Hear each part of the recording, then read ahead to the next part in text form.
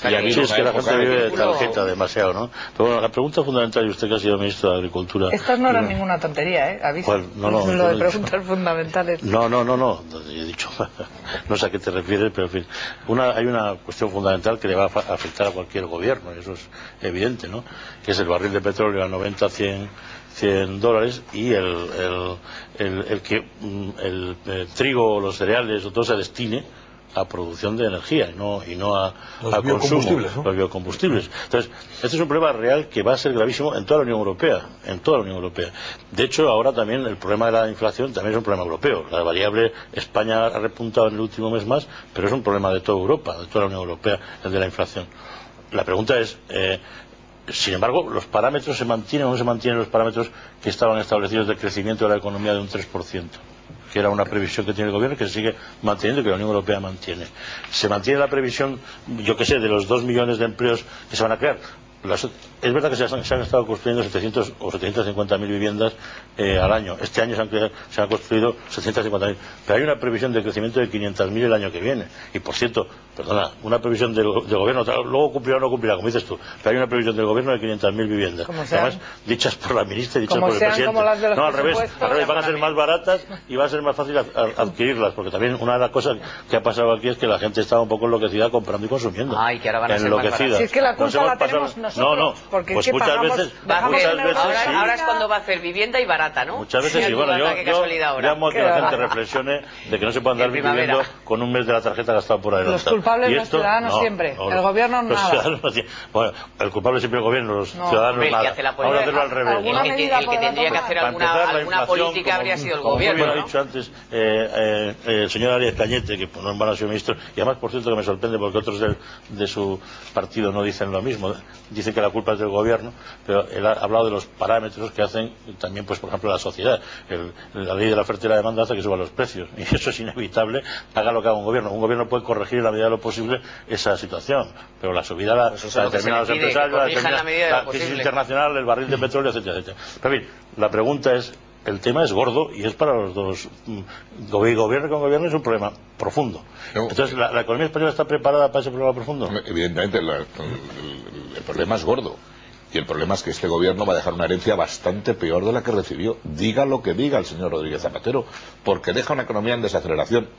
Los analistas están dando crecimiento el año que viene del 2,5. Deja una economía donde el paro es probable que aumente. Una cosa es que se creen empleos, otra cosa es que el paro aumente. Se pueden crear muchos empleos, pero si hay más gente que quiere trabajar y no encuentra oportunidades de empleo, el paro aumenta. Ha aumentado el paro en 105.000 personas el año pasado, que es un 5%, y en los inmigrantes un 24%. Pero eso es una tasa del 8%. No, pero vamos, claro, el problema no es ese, el problema es las tendencias. Estamos en una tasa del 8, pero estamos subiendo. Y los inmigrantes tienen una tasa de crecimiento del 24%. Son 200, exactamente, 212.000 extranjeros en este momento. Parados ahora mismo, y tenemos un sector que es el de la construcción en una desaceleración importantísima, que afecta al empleo, porque es un sector que genera 5 puntos más casi de Producto Interior Bruto y de empleo que en la Unión Europea. Somos más vulnerables por eso, y tenemos una situación muy compleja, evidentemente. Por eso nosotros lo que le decimos al gobierno es que no ha hecho las reformas que tenía que hacer en esta legislatura para evitar esa desaceleración. Y lo malo es que en el euro las desaceleraciones son muy potentes y muy prolongadas. Italia y Portugal son dos países que tienen una desaceleración económica permanente durante muchos años, y eso es malo en términos de empleo, poder adquisitivo, y muy difícil de corregir si los gobiernos no toman medidas que son duras. Es evidente decir que hay que hacer una reforma importante del mercado laboral, que hay que apretarse el cinturón del gasto público. Es más fácil apretarse el gasto, es más fácil hacer promesas electorales que apretarse el cinturón. Pero también se pueden bajar los gobiernos, ¿no? Hay que bajar los impuestos para que la gente tenga poder adquisitivo, hay que subir las pensiones mínimas, evidentemente, pero paralelamente hay que hacer un esfuerzo para dinamizar la economía en su conjunto. Hay que bajar el impuesto de sociedades para que sean más competitivas las sociedades y puedan exportar y puedan producir. Hay muchas reformas, pero el gobierno no ha hecho ninguna esta legislatura. Ese es el problema. El gobierno dice, no pasa nada. Se es que las reformas posibles, y dicho, digamos, desde un aspecto crítico de la izquierda, que incluso se podría hacer a este gobierno, es que apretarse el cinturón los trabajadores. Estamos teniendo los mejores beneficios de la historia de las empresas de España. Nadie habla de de corregir los impuestos en el sentido que paguen un poco más, aunque sea por la vía que sea, no necesariamente el IRPF de cada empresario. Lo que hay que hacer es bajarlos, ¿eh? Claro, no, lo que hay que hacer es que sea gratis trabajar, y entonces si es gratis trabajar... Es que inviertan y no echen a la gente. Es no tirar dinero público, administrarlo con eficacia, no hacer medidas electoralistas, sino medidas que tengan impacto macroeconómico en todos los españoles, y no ir comprando votos por segmentos, que está muy bien para intentar ganar unas elecciones, es decir, está muy mal, pero que no tiene ninguna rentabilidad en el medio y largo plazo.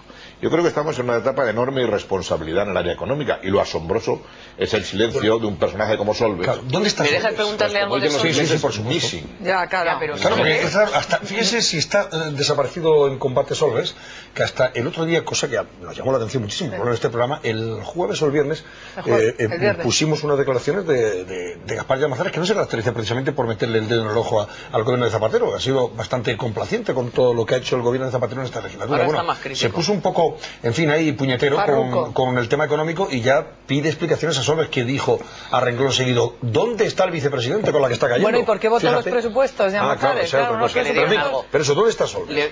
¿Lo puedo complementar? Sí, sí. Bueno, es que no sé si sabrá Miguel Arias Cañete. Oye, Miguel Arias Cañete igual sabe. Si sabe el señor Arias Cañete dónde está Solves, yo ya vamos. No lo sé.